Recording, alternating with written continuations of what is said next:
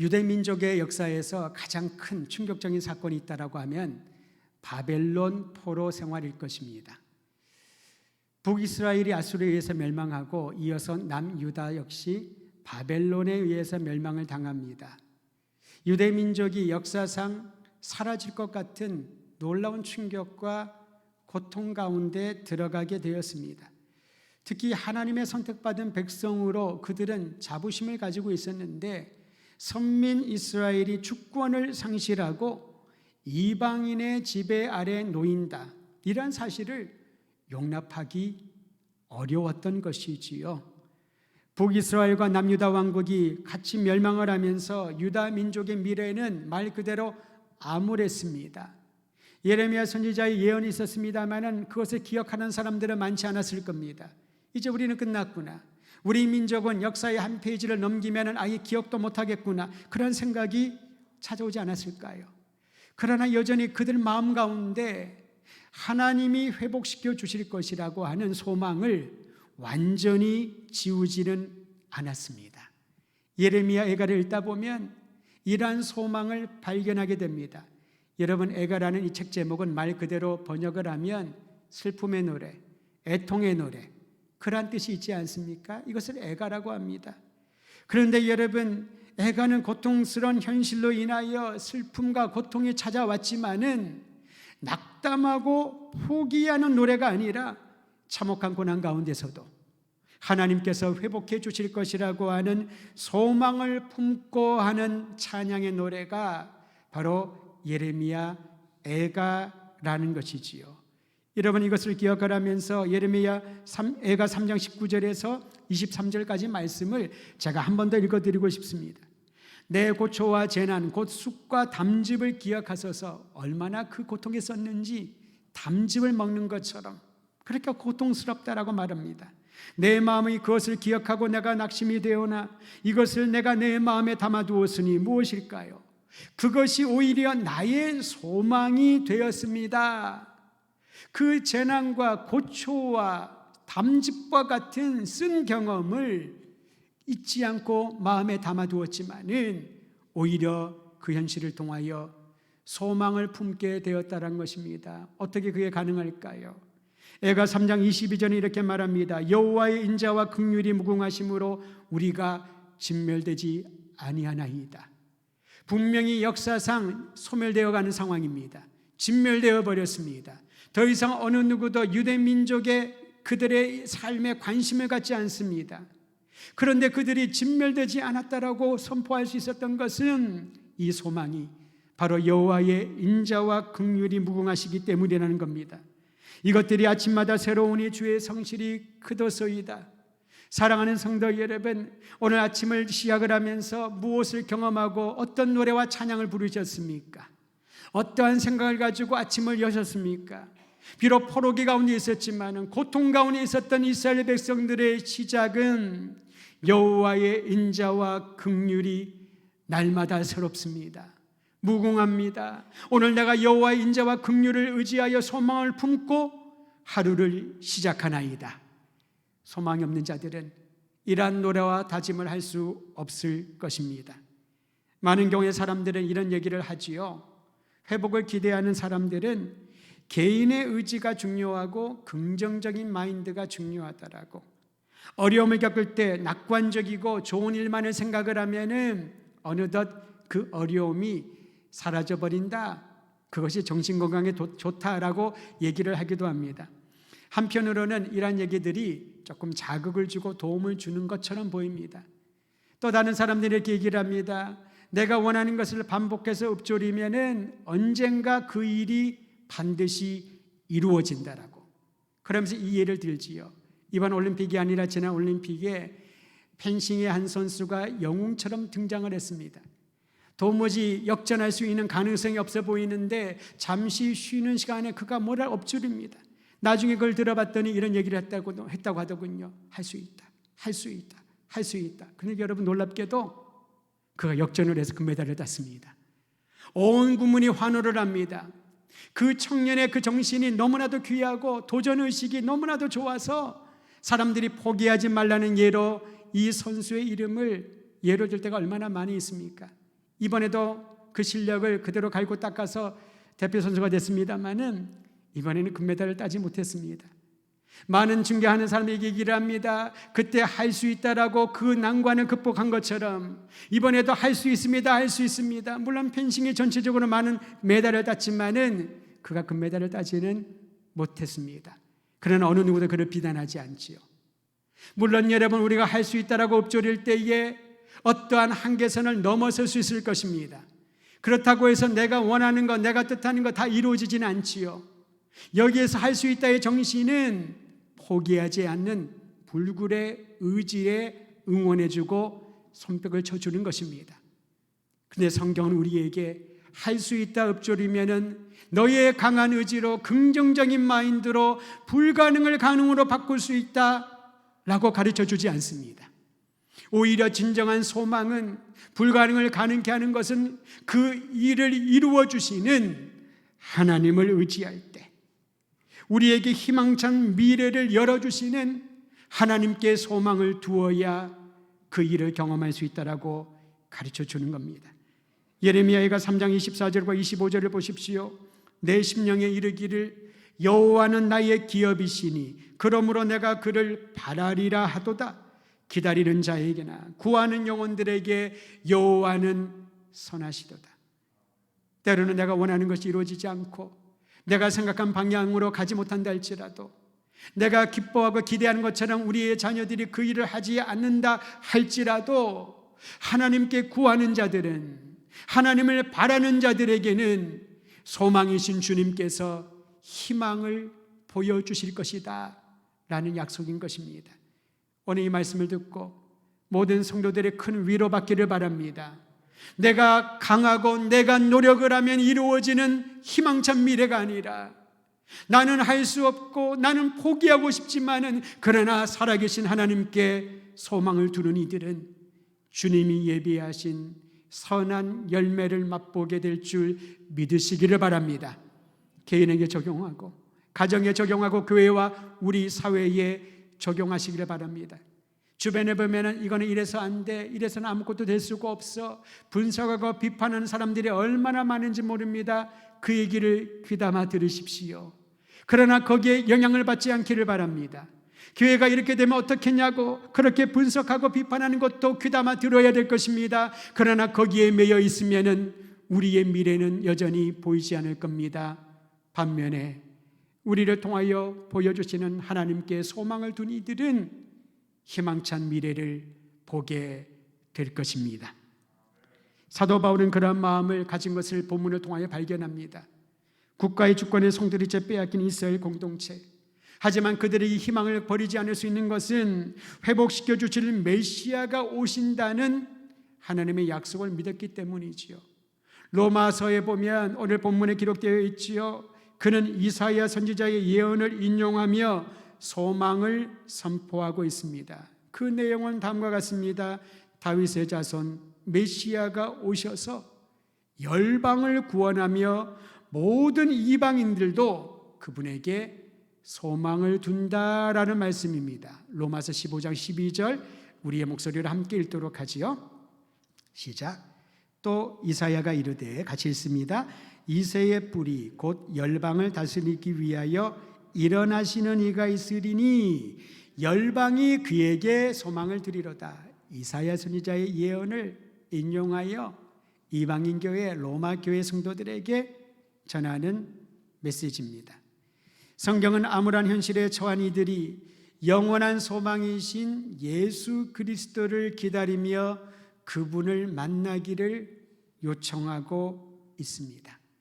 신약에 사용하는 소망이라고 하는 단어는 동사형과 명사형으로 사용되는데요, 방금 읽은 로마서 15장 12절에는 열방이 그에게 소망을 두리라 동사형으로 사용하고 있습니다.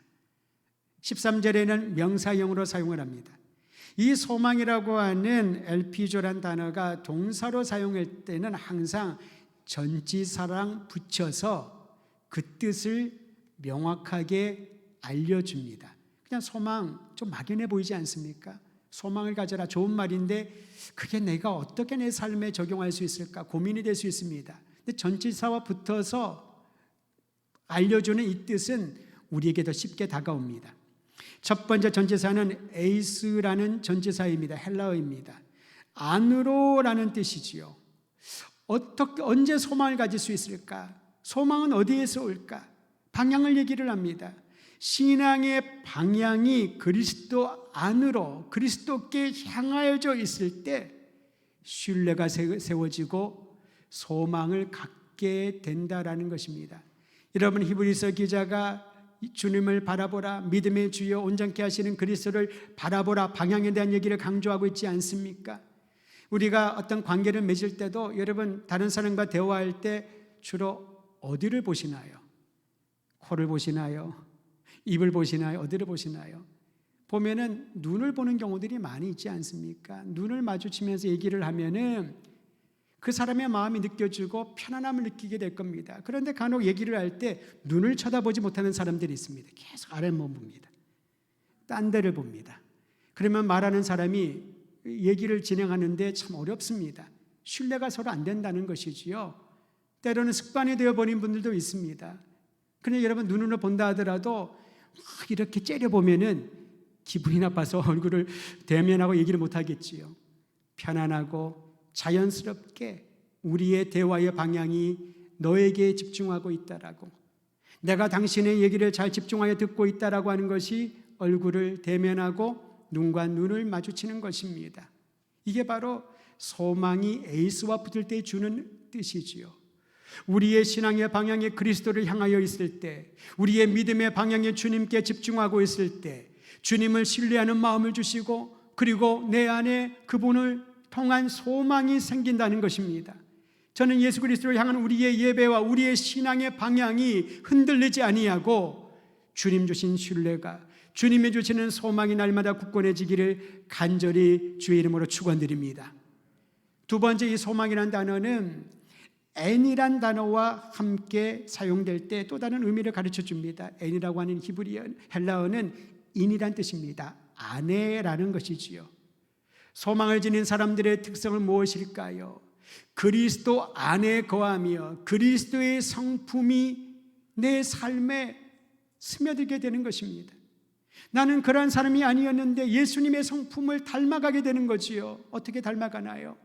그리스도 안에 거하는 이들에게 예수님이 주시는 소망이 우리 안에 드러나게 된다는 겁니다. 예수님이 선포하신 하나님 나라의 소망이 나의 삶을 통하여 자리 잡게 된다는 것이지요. 이것이 바로 소망이 사용되는 인이란 뜻입니다. N이란 뜻입니다. 세 번째는 오늘 로마서 15장 12절에 사용된 전치사인데요, 에피라고 하는 전치사가 사용됩니다. 즉 엘피조 에피라고 사용됐을 때에 이 말은 위에라는 뜻이 있습니다. 위에라는 뜻입니다. 여러분, 복음서에 보면 예수님께서 산상수훈에서 말씀에 대한 얘기를 하면서 말씀을 듣고 지키는 자는 반석 위에 세운 집과 같고 그렇지 않은 자는 모래 위에 세운 집과 같다라고 하지 않습니까? 보통은 차이가 없습니다. 그러나 바람이 불고 물이 세차게 스며 들어오면은 모래 위에 세운 집은 금방 넘어지지만은 반석 위에 세운 집은 흔들리지 않는다라고 했습니다. 이게 바로 오늘 로마서 15장 12절에 있는 말씀입니다. 소망의 대상이 누구인지, 내가 바라는 이 소망이 누구 위에, 이 소망의 토대가 어디인지를 우리가 분명히 자리를 제대로 잡아야 그 소망은 흔들리지 않는다라는 것입니다. 여러분, 다시 한번 12절 말씀을 보십시오. 열방이 그에게 소망을 두리라. 다시 말하면 이방인들이 그리스도 예수 위에, 그분의 반석 위에 구원의 소망을 갖게 된다라는 것입니다. 할렐루야. 이스라엘 백성들에게는 이 말씀이 잘 들려지지 않을 겁니다. 우리만이 아브라함의 자손이요, 우리의 선조 아브라함, 이삭과 야곱의 신앙을 유업을 받은 우리들만이 구원받을 수 있다라고 생각을 했는데, 그토록 기다리는 메시아가 오시니 예수 그리스도는 유대인뿐만 아니라 모든 믿는 자들에게 하나님의 능력이요 구원의 지혜가 되어서 이제 이방인들까지 예수 그리스도의 토대 위에, 그분 위에 구원의 소망을 가지게 되었다라는 것입니다. 이 말씀을 믿는다면 이 복음을 전하지 않고는 견디지 못하겠지요. 모래 위에 수많은 집들을 세우고 그것이 견고하다고 믿는 허망한 소망을 갖고 있는 이들에게 구원의 반석이신 영원한 소망이신 예수님을 전하지 않고는 어떻게 견딜 수 있냐라는 것입니다. 소망의 토대가 되시는 그리스도와 함께 잃어버린 영혼들을 주께로 인도하는 구원의 역사가 날마다 더해지기를 주의 이름으로 축원드립니다. 바울은 로마서 15장 13절에서는 이 엘피조 동사를 명사형으로 2번 반복하여 사용하고 있습니다. 여기서 말하는 명사형 엘피스는 불길하거나 불확실한 예측과는 확연하게 대조되는 확실하고 분명한 약속을 가리키기 위한, 강조하기 위한 용도입니다. 우리 함께 13절 말씀도 읽도록 하지요. 13절입니다. 시작. 소망의 하나님이 모든 기쁨과 평강을 믿음 안에서 너희에게 충만하게 하사 성령의 능력으로 소망이 넘치게 하시기를 원하노라. 여러분, 첫 번째 사용된 소망은 소망의 하나님, 여기 사용했고요. 두 번째는 그에게 성령의 능력으로 소망이 넘치게 할 것이다. 우리의 삶의 모습을 설명하는 그때의 소망을 기록하고 있습니다. 로마서 15장 13절은 소망의 하나님을 부르며 시작하고 있지요. 이 구절에 대하여 개혁자 마틴 루터가 성서신학자였거든요. 이 구절을 로마서 주석에서 다음과 같이 설명해 주고 있습니다. 한 부분만 여러분에게 읽어드립니다. 소망의 하나님에 대한 설명입니다. 하나님은 그리스도인에게 소망의 원천이자 목표이다. 소망의 하나님이란 표현을 통해 바울은 참 하나님과 거짓 신들을 구분한다. 즉 우리가 소망의 하나님이라고 할 때 내가 원하는 걸 다 들어주시는, 내가 기대하는 것을 다 응답해 주시는 그러한 의미가 아니라 우리가 소망의 하나님이라고 부르는 그 고백에는 참 하나님과 거짓 신들과 우상들을 구분한다는 겁니다. 계속하여 이렇게 말합니다. 우상들은 아무 소망도 주지 않고 오직 물질적인 것만을 의지하는 자들을 지배한다. 즉 우리가 원하는 물질적인 것만을 기대하고 그것에 응답이 되면은 하나님이 나를 사랑하신다고 여기고, 그렇지 않으면 하나님은 나를 버리셨다라고 생각하는 것은 우상을 섬기는 이들과 다를 바 없다라는 겁니다. 여러분 진지하게 생각해 보아야 되지요. 그러나 참 하나님을 의지하는 자는 땅에 속한 모든 것들을 버리고 오직 소망만으로 살아간다. 그러므로 소망의 하나님이라고 부를 때 이 말은 소망을 갖고 있는 자들의 하나님과 동일한 의미이다. 조금 더 풀어 설명을 하면은 우리가 소망의 하나님을 믿는다라고 말할 때 이것은 하나님께 전적으로 내가 소망을 두고 있습니다 라는 신앙 고백에서 나오는 그러한 호칭이라는 것이지요. 여러분 우리가 하나님 앞에 하나님은 나의 소망이십니다, 하나님은 나의 소망입니다 라고 고백할 때 무엇을 염두에 두나요? 내가 어떤 상황 가운데서도 주님께 뿌리를 내리고 주님 안에 거하며 주님을 향하여 있고 주님과 더불어 살겠다는 이 믿음의 확신이 있다는 고백이 주님은 나의 소망이십니다, 이 고백이라는 것이지요. 근데 우리는 지금까지 어떻게 이 고백을 활용해 왔나요? 내가 원하는 것 들어주실 때는 소망의 하나님이요, 내가 기대하는 것 이루어지지 않으면 그분은 그저 모든 수식어를 다 제거하고 하나님 가우뚱거리는 그러한 분으로 생각하지 않느냐는 것입니다. 바울은 소망의 하나님이라는 이 시작과 더불어서 이 메시지를 듣는 모든 성도와 교회들이 오직 하나님 안에만 소망을 두고 보내신 독생자 예수 그리스도를 통하여 영원한 소망을 갖는 믿음의 공동체로 살아가기를 간절히 원했던 것입니다. 소망은 시련을 견디는 능력입니다. 다시 오실 주님을 기다리는 믿음의 동력입니다. 소망은 인생에 몰아치는 폭풍으로 인해 불안하고 두려워하는 이들을 붙들어주는 닷과 같은 능력입니다. 또한 소망은 그리스도의 사람으로 성결하게 살아갈 수 있도록 도와주는 하나님의 은총입니다. 요한일서 3장 3절에 보면은 이런 말씀이 기록되어 있습니다. 주를 향하여 이 소망을 가진 자마다 그의 깨끗하심과 같이 자기를 깨끗하게 하느니라. 정결하게 살고 도덕적으로 살고 성결하게 살려고 노력한 사람들이 그리스도인이 아니라, 진정한 그리스도인은, 하나님께 소망을 품고 사는 사람은, 그리스도와 함께 그 영원한 소망을 붙들고 사는 사람들은 깨끗함을, 정결함을 위하여 살아가는 영적인 습관을 가지고 있다라는 것입니다. 무엇보다도 소망은 구원의 확신을 굳건히 붙들어줍니다. 여러분, 내가 구원받았는지 안 받았는지 어떻게 알 수가 있나요? 어떠한 이론과 설명으로 구원의 확신을 설명해 줄 수 있을까요? 영원한 소망이신 그리스도 예수 안에 거하는 이들, 그분만이 이 모든 낭만과 절실한 상황 가운데서 나와 함께 하시는 주님이란 사실을 믿고 있는 이들, 당장은 현실은 여전히 절벽 앞에 서 있지만은 이제 그 절벽을 뛰어 날아갈 수 있는 날개를 붙여주시고 그것을 건널 수 있는 다리를 만들어주시고 이 상황 가운데서도 하나님께 소망을 잃지 아니하는 믿음을 주시는 그분이 나의 구원자라고 고백하게 될 것입니다. 로마서 8장 24절 25절 앞에 있는 내용입니다. 바울은 이렇게 선포합니다. 우리가 소망으로 구원을 얻었음에 보이는 소망은 소망이 아닙니다. 보는 것을 누가 바라리요? 만일 우리가 보지 못하는 것을 바라면 참음으로 기다릴지니라. 여러분, 대림절의 의미를 다 알고 계시지요? 다시 오실 주님을 기다리는 아름다운 절기입니다. 이 절기를 보내면서 주님이 약속하신 내가 곧 오리라, 믿음을 지켜라, 하나님의 약속의 말씀을 소망하라, 하나님 안에 온전히 거하라, 거룩하라, 이 세대를 변혁시키라, 세상을 복음의 능력으로 주님 앞으로 이끌라. 이것을 어떻게 감당하며 어떻게 주님 오시는까지 인내할 수 있을까요? 소망을 가진 자들에게 구원의 감격과 구원의 능력은 결코 변하지 않는다는 사실을 믿으시기를 바랍니다. 구원받았다는 말은 다른 말로 표현하면 하나님 나라의 백성으로 주님의 통치 아래에 있다라는 것입니다.